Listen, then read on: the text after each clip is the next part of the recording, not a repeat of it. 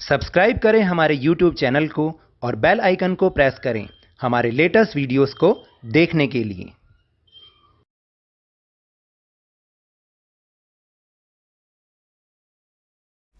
Hello and welcome to Lovneesh sir की class. आज की ये शिक्षा निदेशालय राष्ट्रीय राजधानी क्षेत्र दिल्ली की वर्कशीट नंबर 39 जो कि कक्षा 7वीं के विद्यार्थियों के लिए है। यह ली गई है हिंदी विषय से और इसमें आज हम जिस टॉपिक को समझ रहे हैं वो बहुत ही इम्पोर्टेंट है, क्योंकि ना केवल ये इस क्लास में काम आएगा बल्कि जब आप इससे आगे की क्लासेस में जाएंगे तब भी आपको इसी तरीके के प्रश्न, इसी तरीके का काम करना आना चाहिए। तो वो आज हम इस वर्कशीट के द्वारा सीखेंगे। जानते हैं वो क्या चीज़ है? तो चलिए जल्दी से शुरुआत करते हैं मेरे साथ और समझने की कोशिश करते हैं। बच्चों, नीचे दिए गए अपठित गद्यांश को पढ़िए और पूछे गए प्रश्नों के उत्तर दीजिए। यानी आपको क्या करना है, और आगे भी ऐसा आएगा कि आपको एक गद्यांश दे रखा होगा जो कि अपठित होगा, यानी आपकी पाठ्य पुस्तकों में से वो नहीं होगा। कहीं से भी उठा के एक पैराग्राफ दे दिया, अब उस अनुच्छेद या गद्यांश में से उसी के ऊपर आधारित कुछ प्रश्न होंगे जिनका आपको उसको उत्तर लिखना होगा। तो ये बहुत ही इंपॉर्टेंट चीज है, इसको ध्यान से समझिएगा। तो देखते हैं एक बार ये अपठित गद्यांश कौन सा है। आज भारत में प्रदूषण की समस्या सर्वाधिक चर्चित है। इस समस्या ने मानव जाति के अस्तित्व के लिए एक खतरा उत्पन्न कर दिया है। औद्योगिक और वैज्ञानिक प्रगति की पद्धति ने पर्यावरण संबंधित अनेक समस्याएं उत्पन्न कर दी हैं। आज न केवल वायु बल्कि जल, मिट्टी भी प्रदूषित हो गई हैं। बढ़ती हुई जनसंख्या की आवश्यकता की पूर्ति के लिए हम अधिक पैदावार चाहते हैं, जिसके लिए हम रासायनिक खादों का प्रयोग करके भूमि को प्रदूषित कर रहे हैं ना।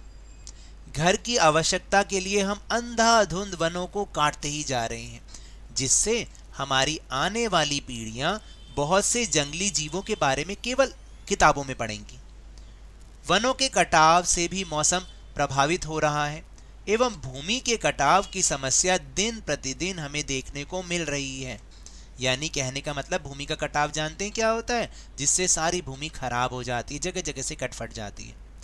वैज्ञानिक पद्धतियों में देखा जा रहा है कि कल कारखाने नदियों के किनारे बसाए जा रहे हैं ताकि उनकी गंदगी को आसानी से नदियों में बहाया जा सके और अतिरिक्त व्यय से बचा जा सके। यानी कंपनियां अपने खर्चे को बचाते हुए, क्योंकि अगर उन्हें ये जो कूड़ा है या जो अपशिष्ट पदार्थ हैं उन्हें फेंकने कहीं और जाना पड़े तो उसको ले जाना भी पड़ेगा, जिससे उनका खर्चा होगा। तो इसलिए जानबूझकर वो नदियों के किनारे बसाते हैं ताकि वो अपने जितना भी उसमें गंदगी है वो नदियों में आसानी से बहा सकें।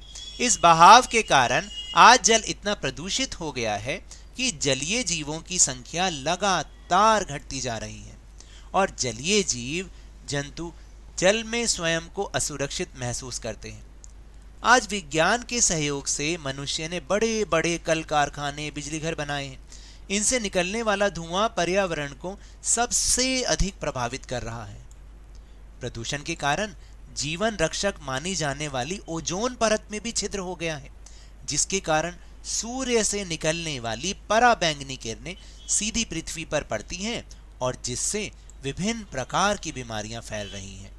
तो देखा बच्चों आपने, ये एक अपठित गद्यांश है जिसमें एक समस्या के बारे में चर्चा की गई है और वो भयानक समस्या, इसके बारे में अपनी कई वर्कशीट में पढ़ते आए हैं। वो समस्या जानते हैं क्या समस्या है? अब तो आपको समझ में आ गया होगा। वो समस्या है प्रदूषण की समस्या, जिससे हमें निजात पाना बहुत ही जरूरी है।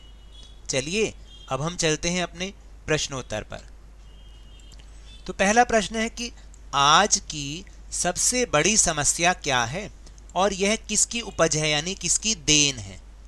तो देखिए, आज की सबसे बड़ी समस्या क्या है? आज की सबसे बड़ी समस्या प्रदूषण है और यह औद्योगिक तथा वैज्ञानिक प्रगति की पद्धति तथा अनेक मानवीय क्रियाकलापों के कारण पैदा हुई है। यानी अभी हमने ऊपर ये समझा भी था और जाना भी था कि मानवों के क्रियाकलाप के कारण ये एक समस्या पैदा हो गई है और ये इतनी बड़ी समस्या है जिसे दूर करना बहुत जरूरी है। फिर दूसरा प्रश्न है कि वनों की कटाई से हम किस प्रकार प्रभावित हो रहे हैं। देखिए, वनों की कटाई से मौसम भी प्रभावित हो रहा है और उस मौसम का असर हम पे पड़ता है तो हम प्रभावित हो रहे हैं। एवं भूमि के कटाव की समस्या भी आए दिन देखने को मिल रही है और इससे भी तो हम प्रभावित हो रहे हैं, क्योंकि कृषि की जो भूमि है वो दिन प्रतिदिन खराब होती जा रही है। फिर तीसरा प्रश्न है कि जल प्रदूषण का क्या कारण है और इसका क्या प्रभाव पड़ रहा है। देखिए, नदियों के किनारे बसे जा रहे कल कारखानों के कारण जल प्रदूषण होता है, क्योंकि इनसे निकलने वाली गंदगी को आसानी से नदियों में बहा दिया जाता है।